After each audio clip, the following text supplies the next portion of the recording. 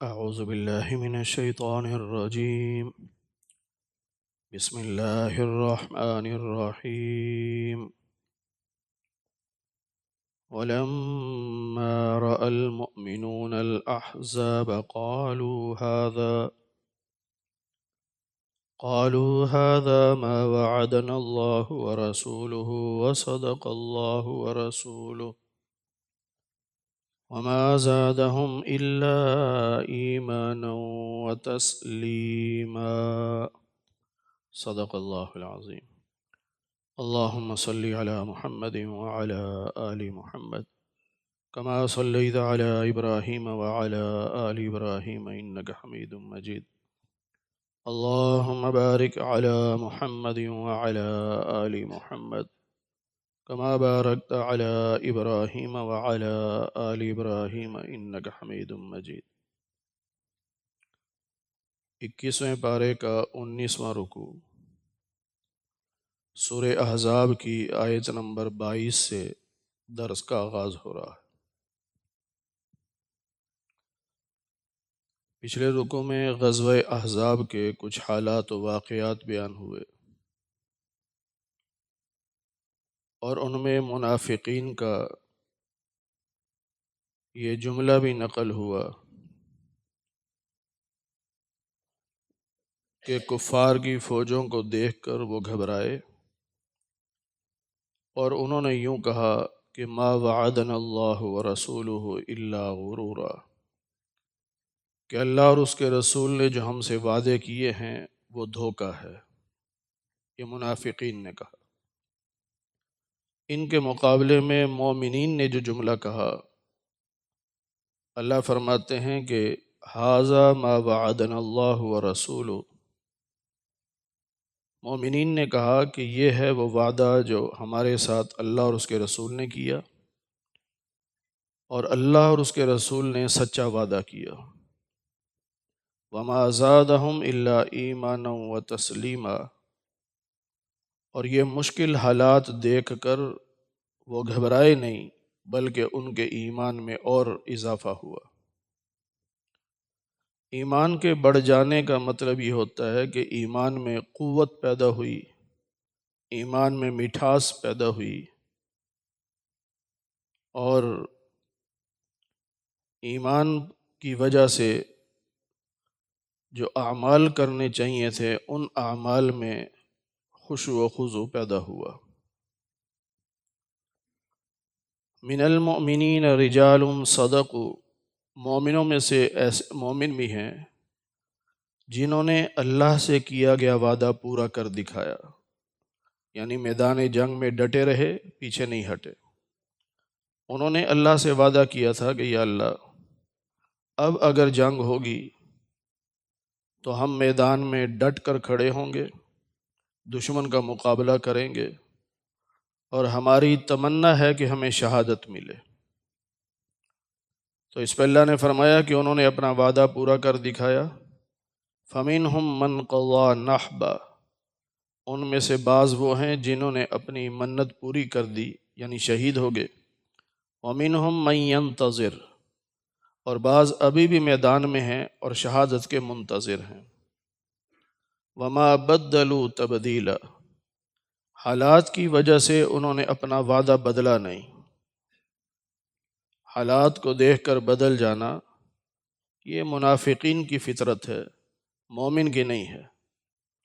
مومن اللہ اس کے رسول سے جو وعدہ کر لیتا ہے اس پہ ڈٹ جاتا ہے۔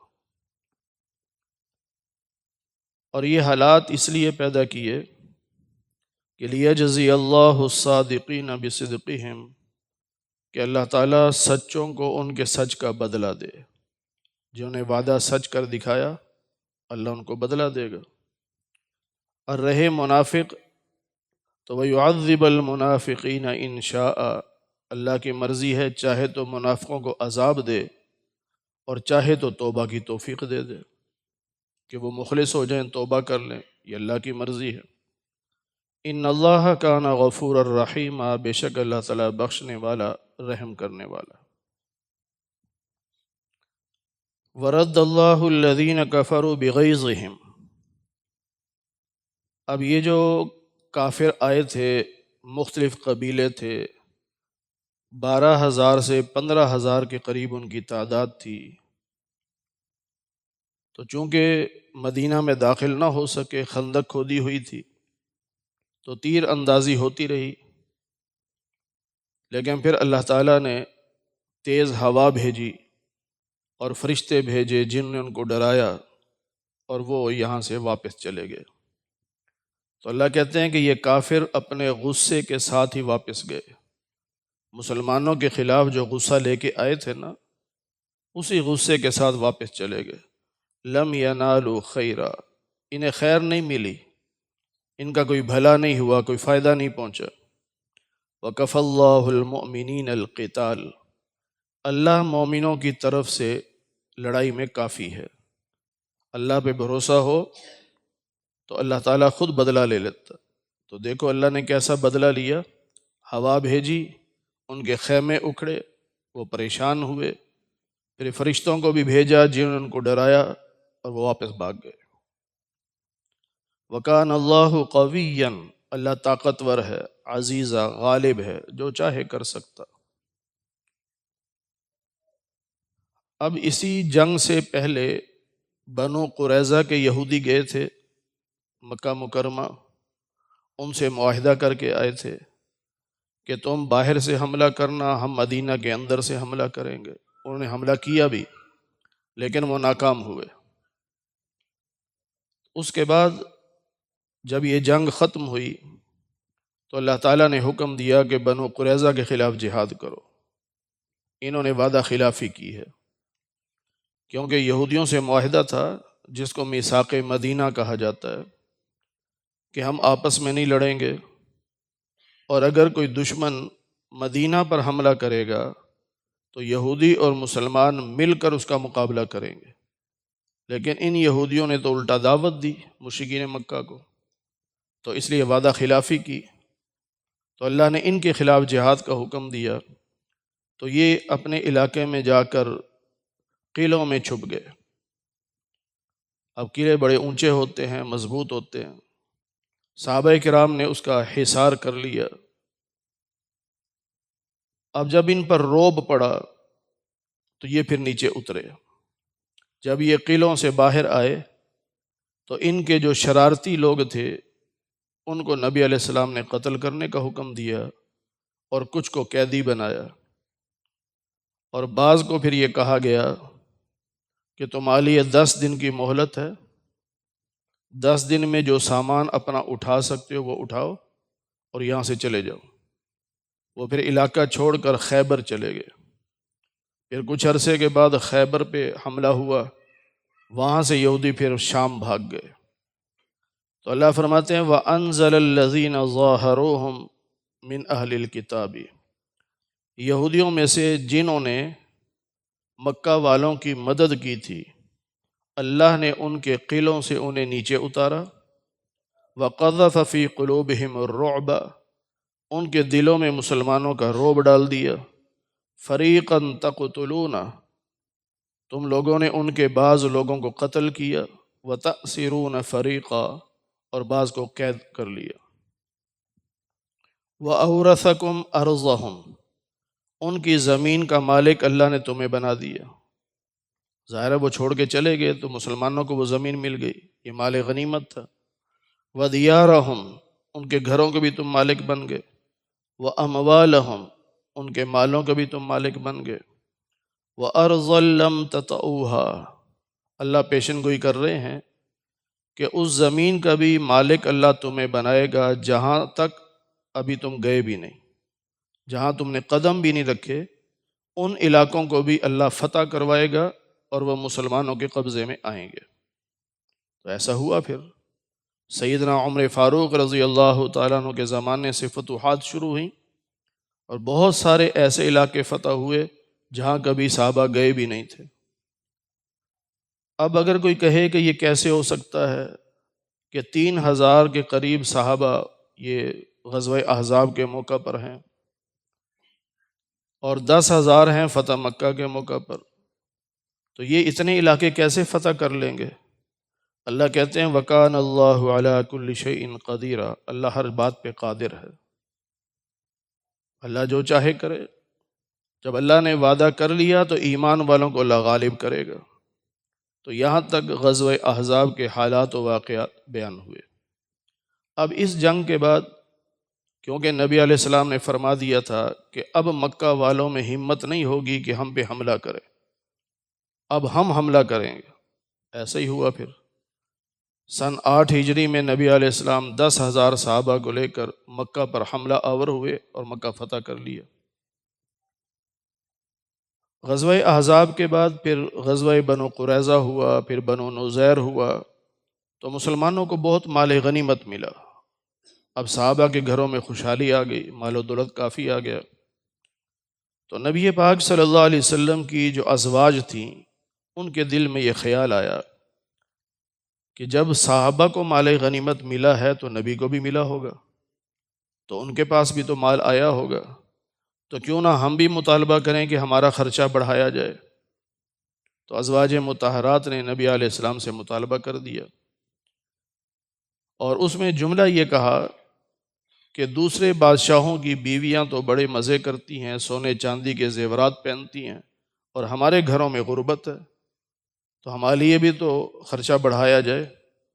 اس پر نبی پاک صلی اللہ علیہ وسلم ناراض ہو گئے، اس لیے کہ ان کو یہ اندازہ ہی نہیں کہ نبی کا گھر کتنا اونچا گھر ہے، تو نبی کی بیوی ہونا کوئی معمولی بات ہے، تو یہ نبی کی بیویاں ہو کر عام بادشاہوں کی بیویوں کے جیسا ہونا چاہتی ہیں۔ آپ ناراض ہو گئے۔ مسجد نبوی میں اوپر کی منزل پہ ایک کمرہ تھا، نبی علیہ السلام وہاں رہنے لگے۔ 1 مہینہ کسی بیوی کے گھر نہیں گئے آپ۔ اس دوران کچھ حالات و واقعات ایسے بھی ہوئے کہ پروپیگنڈا شروع ہو گیا کہ نبی پاک صلی اللہ علیہ وسلم نے اپنی بیویوں کو طلاق دے دی۔ یہ پروپیگنڈا شروع ہو گیا۔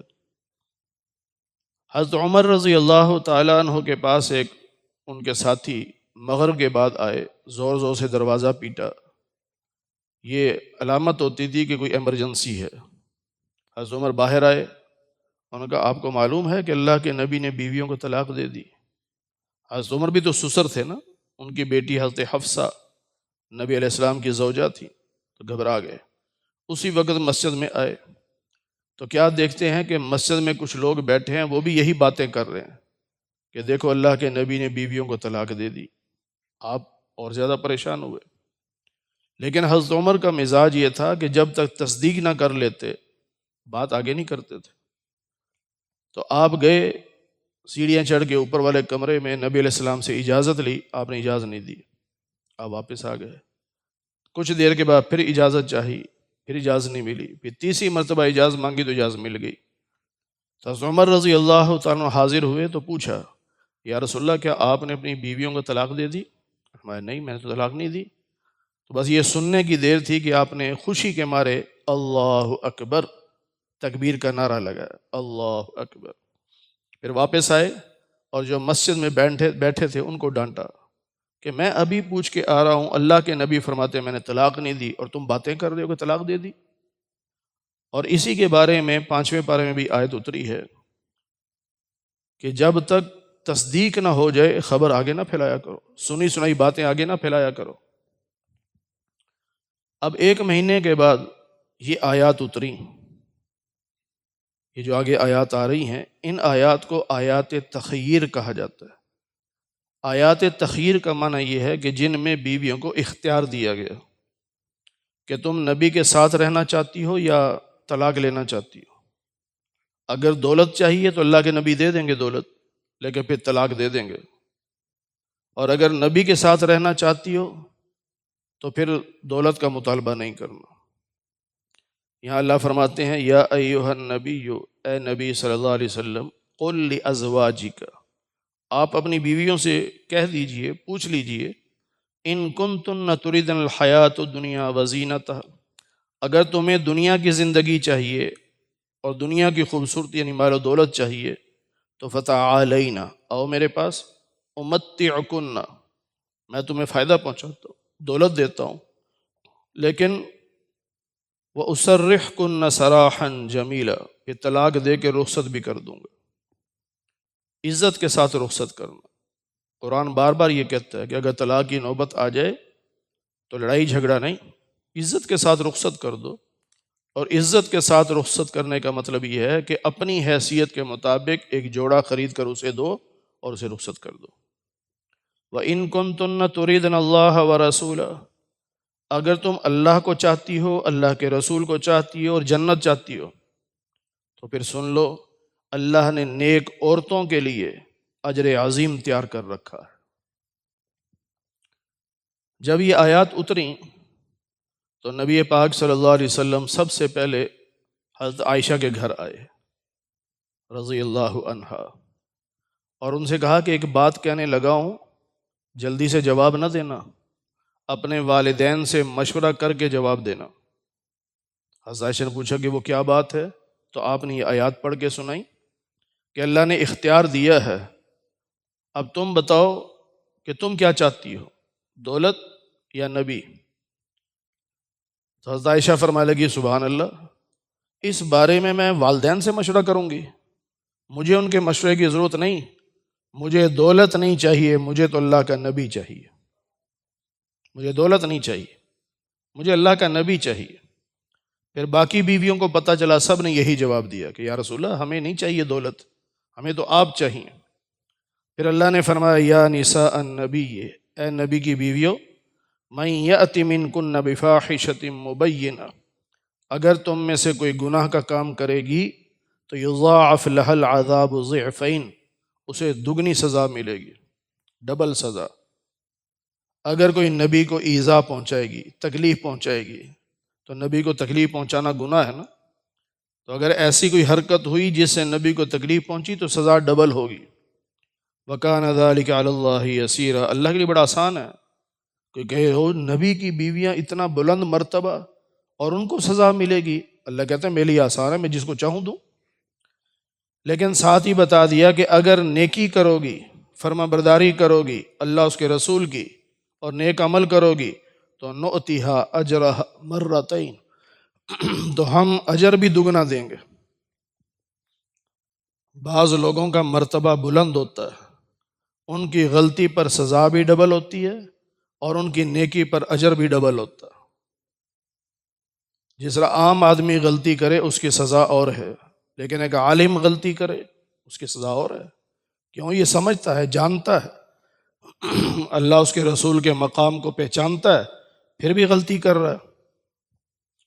اسی طرح جو اہل کتاب ہیں، مثلا کوئی یہودی ہے یا عیسائی ہے، اب وہ کلمہ پڑھ لیتا ہے، مسلمان ہوتا ہے، تو احادیث میں ہے کہ اللہ، بلکہ 20ویں پارے میں پڑھ چکے ہم، کہ اللہ تعالیٰ ان کو دگنا ثواب دے گا، کیونکہ پہلے نبی کو چھوڑنا کوئی آسان بات تو نہیں، مذہب ہے ان کا، عقیدہ ہے، لیکن اس عقیدے کو چھوڑا اور نبی پاک صلی اللہ علیہ وسلم کلمہ پڑھا تو اللہ ڈبل ثواب دیں گے۔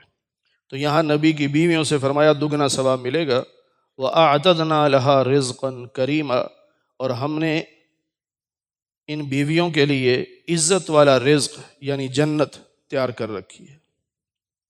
یا نساء النبی، اے نبی کی بیویوں، لستن کاحد من النساء، تم عام عورتوں کی طرح نہیں ہو، تمہارا مقام بہت بلند ہے۔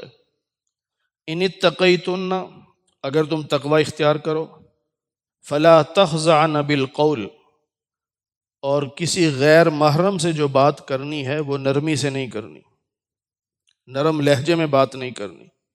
اس کا نقصان کیا ہوگا؟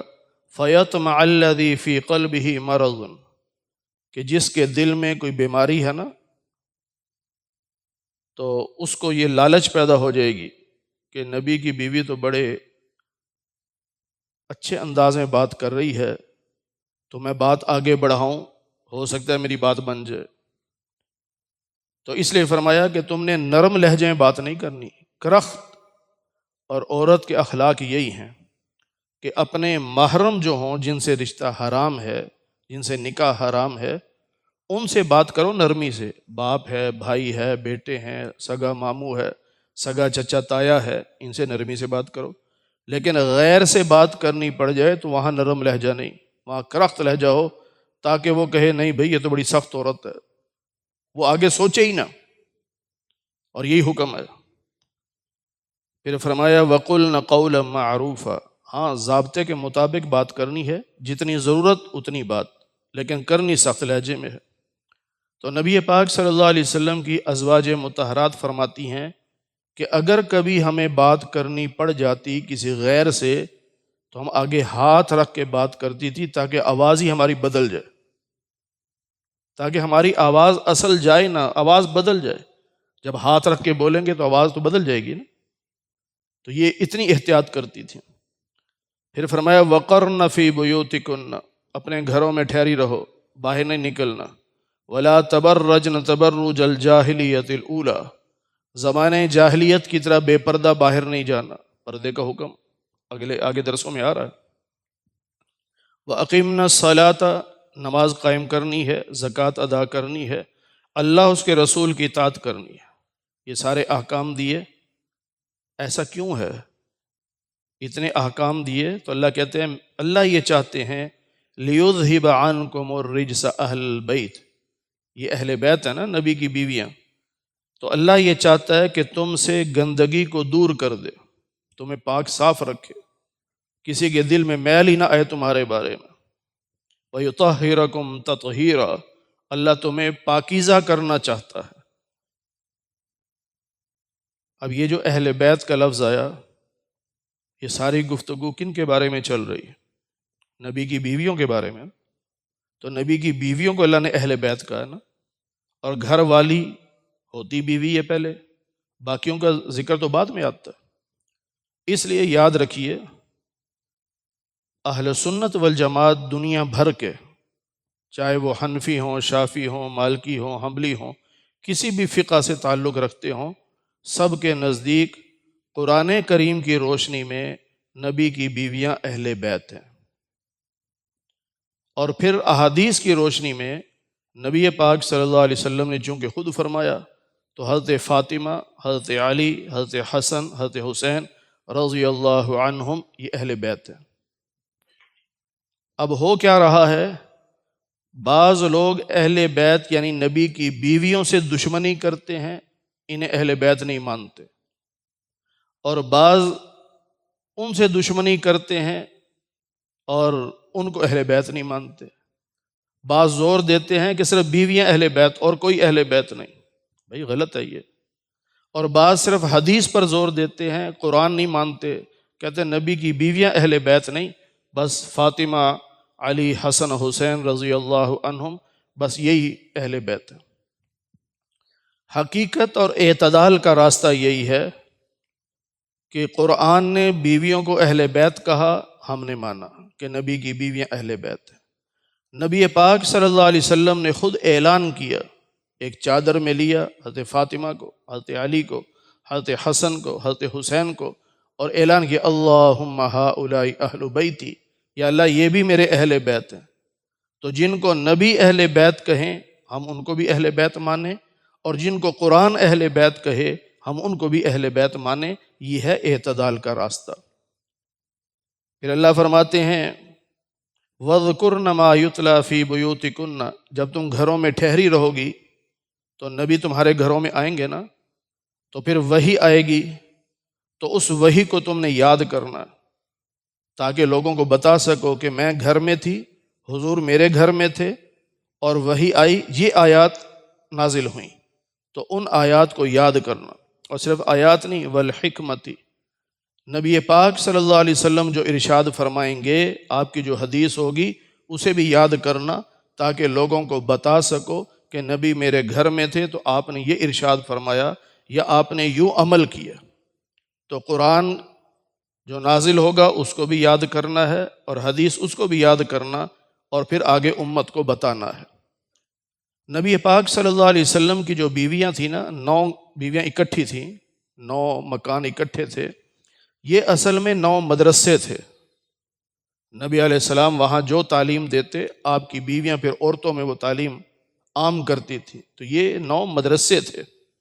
بعض لوگ پروپیگنڈا کرتے ہیں اور کئی مسلمان بھی متاثر ہو جاتے ہیں کہ دیکھو جی تمہارے نبی کو بڑا شوق تھا بیویوں کا، نعوذ باللہ من ذالک، غلط سوچ رکھتے ہیں، ایسا نہیں ہے۔ ہر انسان کو پتہ ہے کہ اگر عورتوں کا شوق ہو تو 20-25 سال کی عمر میں انسان یہ شوق پورے کرتا ہے. آپ 50 سال کے بعد 52 سال کی عمر میں دوسرا نکاح ہو رہا ہے، اور اس کے بعد پھر یہ نکاح مسلسل ہو رہے ہیں، اور ہر نکاح کے پیچھے کوئی نہ کوئی حکمت تھی، وہ حکمتیں تھیں. اور پھر ایسی بات نہیں ہے، باقی انبیاء بھی گزرے ہیں، ان کی بہت بیویاں تھیں، ان پہ تو اعتراض نہیں، صرف ہمارے نبی پہ اعتراض. جس نے اعتراض کرنا ہے اس نے تو کرنا ہی کرنا ہے. لیکن عجیب بات یہ ہے کہ ہمارے کئی لوگ کہہ دیتے ہیں جی ایسی باتوں کو احادیث سے نکال دیا جائے. مجھے ایک مفتی صاحب بھی ملے، مفتی ہیں، میں حیران ہو گیا. کہنے لگے علماء کو چاہیے کہ بیٹھ کر تھوڑی سی تحقیق کریں اور بخاری شریف میں سے حدیثیں نکال دیں. بھئی کون سی؟ کہنے لگے ایک یہ حدیث جو ہے کہ 9 بیویاں ہیں آپ کی، اور ایک رات ایسا بھی ہوا کہ آپ 9 کے 9 کے پاس گئے، حق زوجیت ادا کی. تو لوگ باتیں بناتے ہیں، ان کو اس حدیث کو نکال دینا چاہیے. اور ایک یہ کہ حضرت عائشہ جب رخصت ہو کے آپ کے گھر آئیں تو عمر 9 سال تھی، اس کو بھی نکال دینا چاہیے تاکہ کسی کو اعتراض کا موقع نہ ملے. میں کہیں تو دنیا کا ہر انسان کسی نہ کسی بات پہ اعتراض کرے گا تو وہ سارا کو نکال دیا جائے، کیسی بات ہے؟ اصل تو یہی امتحان ہے. کوئی اعتراض کرتا ہے تو کرتا رہے. بھائی ہم نے تو اللہ اس کے رسول کا کلمہ پڑھا ہے، ہمارے نبی کی 9 بیویاں تھیں، ہم مانتے ہیں وہ سب کی سب ہماری ماں ہیں. وَأَزْوَاجُهُ أُمَّهَاتُهُمْ ہم پڑھ چکے ہیں، وہ ہماری مائیں ہیں. بس کوئی اعتراض کرتا ہے کرتا رہے، ہمیں اس سے کیا لگے. اور اما عائشہ 9 سال کی عمر میں آپ کے گھر تشریف لائی ہیں، 6 سال کی عمر میں نکاح ہوا، 9 سال کی عمر میں رخصتی ہوئی، ہم نے مانا ہے. اب جو اعتراض کرتے ہیں کرتے رہیں. اعتراض کرنے والوں کیا ہے؟ انہوں نے خود جواب دینا ہے قیامت کے دن. ہم نبی پر کوئی شک نہیں کر سکتے، نہ نبی کی شان میں کوئی کمی آنے دیں گے. تو اللہ نے نبی علیہ السلام کی بیویوں کو فرمایا کہ گھروں میں رہو، اور تمہارے گھروں میں جو قرآن کی وحی آئے گی اور اللہ کے نبی کی حدیث ہوگی اس کو یاد کرنا. ان اللہ کان لطیفا خبیرا، بے شک اللہ تعالیٰ بہت مہربان ہے، باریک بین ہے.